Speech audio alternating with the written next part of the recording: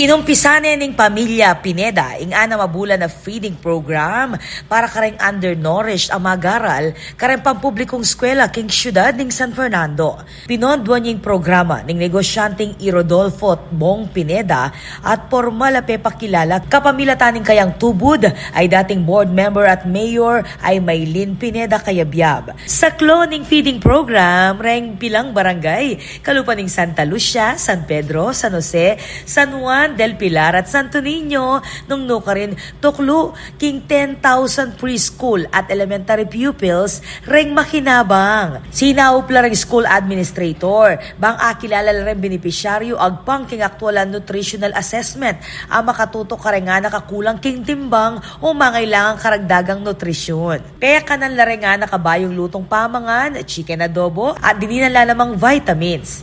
Personal apeni mo nandari Cayabyab at ning negosyanteng itinchuwa ing feeding activity. Agpangkang Cayabyab kapag nasana niting apasanting ing kabulasan dareng anak. Ay para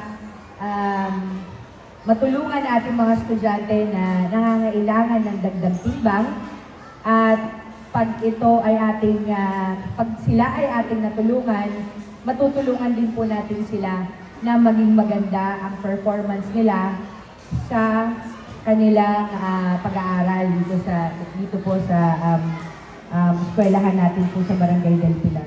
Lalamning programa, mamielang libreng pamangan, baba, aadwang beses balang paruminggo at regular lang i-monitorin timbang at kabulasan dareng benepisyaryo kilubning 6 bulan.